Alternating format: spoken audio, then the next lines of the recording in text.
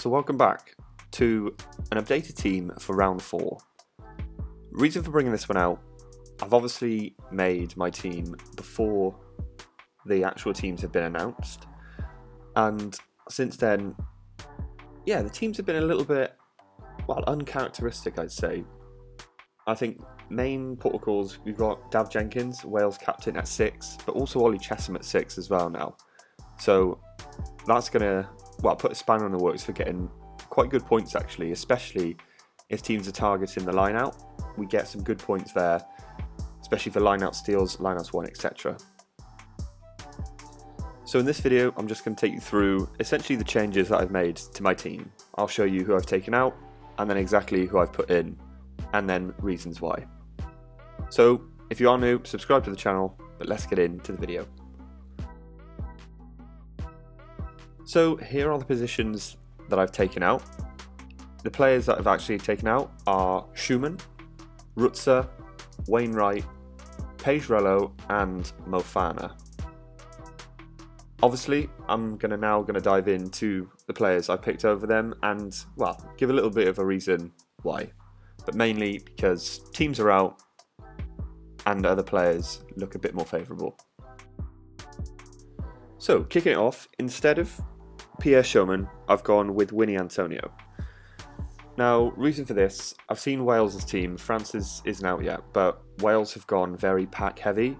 They know that France are going to, essentially put the fight up front, right? And Antonio being, almost 130 kg, he's going to be a really big ball carrier for them. Something which Wales, I think don't really have.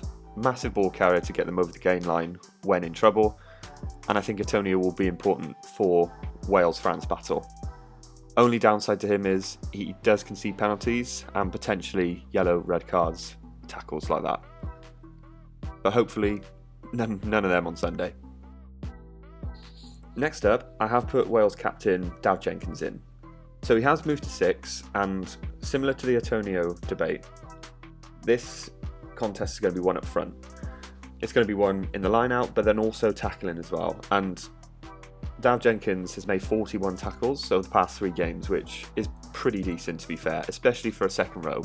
So at 6, I'm adamant he's going to make more. But also, being on the back row, not only can he make more tackles, but he's also going to be instrumental to their line out. So getting line out steals, which for France hasn't worked too well. For Wales as well, but I think there's going to be a battle at set piece, and hopefully Dav Jenkins and Antonio are going to be pretty crucial in that. So next up is Andy Christie. I've obviously taken him out for Aaron Wainwright. I probably think this is a good decision. So I did see the teams come out.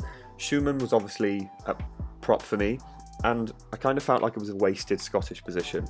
Knowing Italy versus Scotland to be quite an open, free-running game, I thought, I need another kind of running back or forward, but Andy Christie fit that job.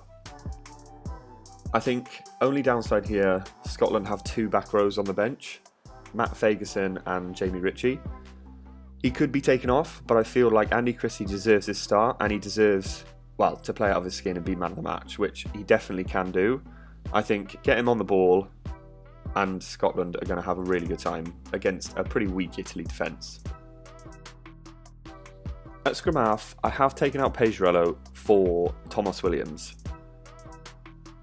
Pagerello was a bit of a budget pick, to be quite honest, but obviously having moved other players around, I do manage to get in, Thomas Williams, who Wales 9 is pretty decent. As you can see from some of the photos, he loves to get on the ball, loves to get on those inside tracks, and I hope Wales do play and expand a little bit, like I know they can.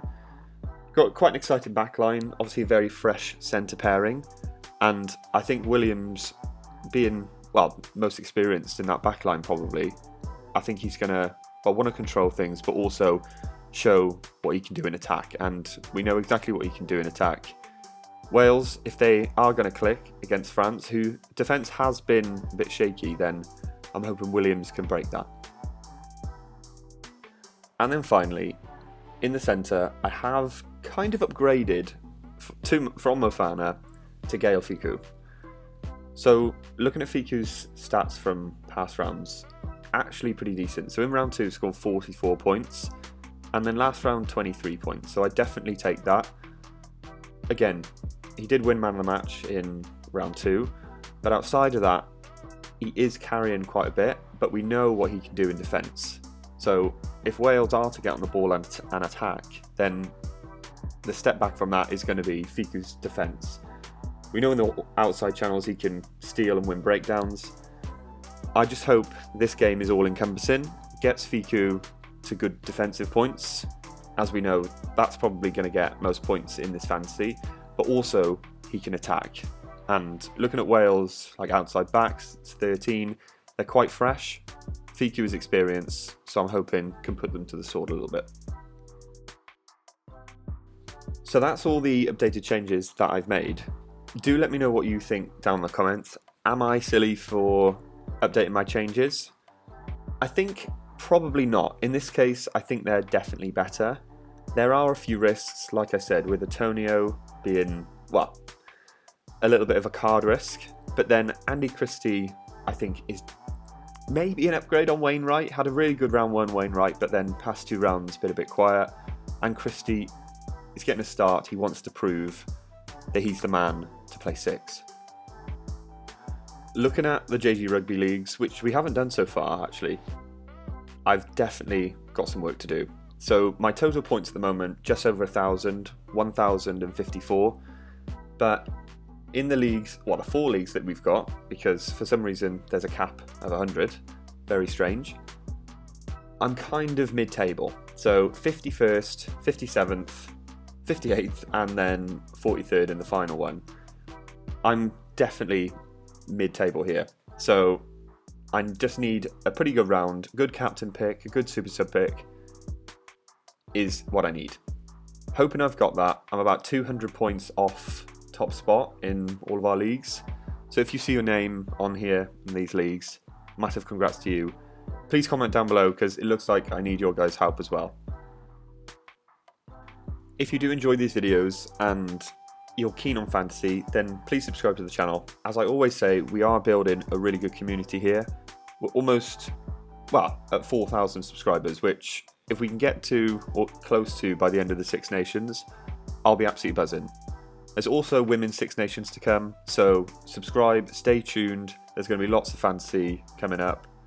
Rugby is wanting to build its brand, so we've got some exciting things planned, I'm sure. But thanks all for watching, good luck in round 4, and I'll see you all in the next one.